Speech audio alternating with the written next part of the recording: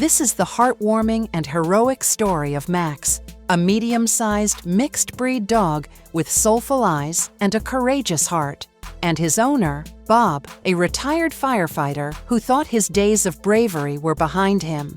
Together, they navigate life's ups and downs in a small town where community is everything, and every dog seems to know your name.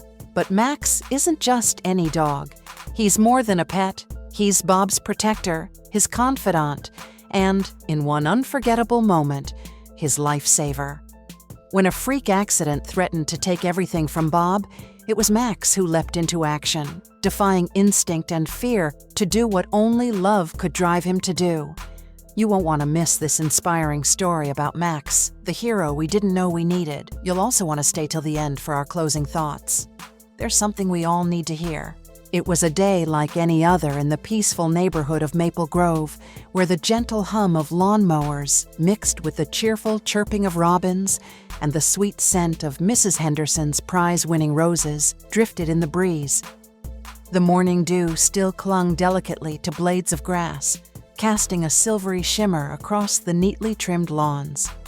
A light breeze danced through the trees, stirring the wind chimes on porches and making the early sun sparkle like gold against the rooftops. For most, it was an ordinary morning, but for Bob and Max, it was sacred. Every day, just after sunrise, Bob would shuffle down the front steps, leash in hand, where Max, his loyal companion, sat waiting with an eager yet restrained energy. His tail thumped rhythmically against the porch. His ears perked toward the door with unwavering focus. You could almost see the effort it took for him to stay seated, resisting the impulse to bound off in excitement. This was their ritual, a shared silence, a deep bond unspoken, a morning walk that meant more than exercise. It was connection. Bob, a man of quiet routine, found solace in those walks, and Max, with his gentle eyes and alert posture, seemed to understand. Their steps were slow and deliberate, winding past picket fences and hedges in full bloom, nodding to neighbors, greeting squirrels, and listening to the world wake up. But today, though the neighborhood seemed unchanged, serene and picturesque, something in Max's body language hinted at a shift in the wind. His stance was a touch more alert, his nose lifted higher, sniffing at something invisible. Whatever it was, Bob hadn't noticed yet, but Max had, and sometimes it's the dogs who sense the storm before it breaks. Now, back home, Bob was ready to dive in and make that cup of coffee he was so anxiously waiting for. Bob, a kind-hearted retiree with a gentle spirit and a deep love for the simple things in life, moved through his morning routine with quiet contentment. He stood by the kitchen window, the sun painting golden dappled light across the countertops, birds flitting between the branches outside. The soft hiss of the kettle on the stove was the only sound, save for the occasional shuffle of Max's paws on the hardwood floor. To Bob, mornings were sacred, a time to reflect, sip his no-nonsense cowboy coffee, and appreciate the small joys of life. He didn't need fancy machines or flavored creamers, just a strong, dark roast in his old ceramic mug, the one with the chipped rim he'd never throw out. But today, as he reached for that familiar mug, something went terribly wrong. Without warning, a searing pain pierced his chest like a clamp tightening around his ribs. His breath hitched, the mug slipped from his trembling fingers and crashed onto the floor, shards scattered everywhere. Bob gasped, his knees buckling. He clutched at the countertop, but his strength gave out, and he crumpled to the ground, his face pale and lined with sudden fear. Short, shallow breaths came in broken rhythm. He tried to call out, but no sound came. Max, curled on the living room rug just moments before, was already on his feet. His ears twitched, his body tense. Something was wrong. Very wrong. He dashed into the kitchen, nails clicking frantically across the floor. The moment he saw Bob lying there, unresponsive, Max let out a high-pitched whine, his tail low. his body quivering. He nuzzled Bob's hand, barked, then nudged his chest with his nose, again and again, willing him to wake up. But Bob didn't move. Max circled, confused but determined, his eyes darting from Bob to the front door. Instinct, that invisible thread woven through years of loyalty and love, took over. He gave Bob's cheek one final, desperate lick, then turned and bolted out the door, which Bob had forgotten to fully latch after returning from their walk. Down the porch steps and across the yard, Max ran like a shot, his paws pounding against the sidewalk, heart hammering in his chest.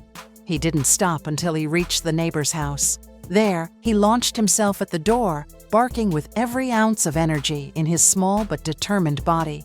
He scratched at the wood, barked again, louder this time, frantic, insistent. Next door, Sarah, Bob's longtime neighbor, paused as she stirred cream into her tea. The noise wasn't ordinary. This wasn't the cheerful bark of greeting. Something was wrong. She rushed to the door, and the moment it opened, Max's eyes locked with hers, wild with urgency. "What's wrong, boy?" "Where's Bob?" she asked. Without hesitation, trusting her instincts, she grabbed her phone, slipped on her shoes, and ran after Max, who had already spun around and taken off back toward the house. Help was on the way. The sight that greeted her spurred her into immediate action. Without hesitation, Sarah called 911. "We need an ambulance right away. My neighbor has collapsed," she said.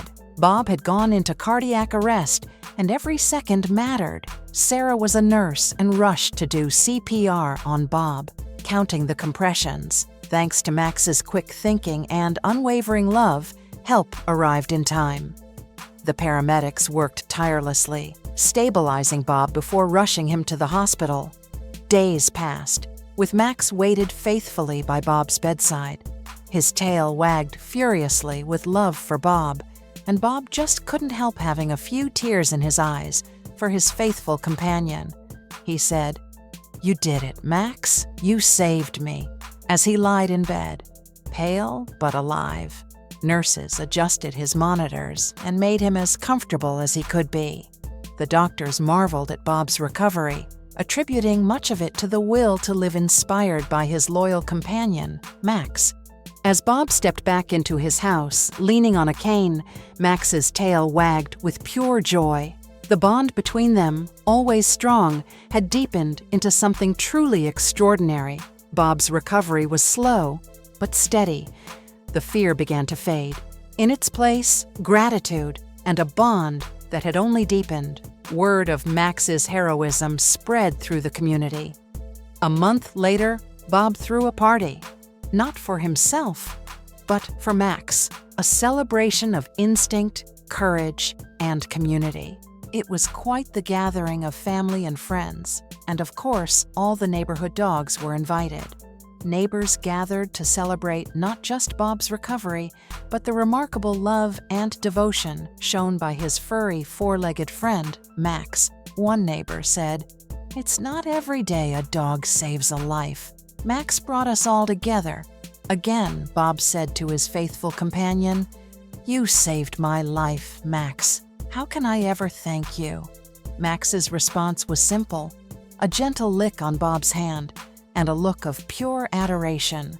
And as the last sliver of sunlight melted into the horizon, a soft breeze rustled through the trees, carrying with it the sound of laughter, grateful tears, and the beating heart of a community forever changed by Max. In a world that can sometimes feel cold, the unconditional love of a dog reminds us of the power of compassion. Max's story isn't just about heroism, it's about the depth of connection possible between humans and their animal companions. Perhaps we can all learn from Max to love unconditionally, to act courageously in the face of adversity, and to cherish the bonds that make life truly meaningful. Remember, every day is an opportunity to show love and kindness, just like Max did. Whether you have a furry friend or not, Let's carry this spirit of compassion with us always. Thank you for joining us for this heartwarming tale of The Dog Who Knew What to Do. If you liked our story and want to hear more, please consider subscribing to our channel. Oh, and we love comments, so tell us what you think of Bob and Max's story, or tell us about one of your own pet stories. Until next time, cherish your loved ones, both two-legged and furry four-legged.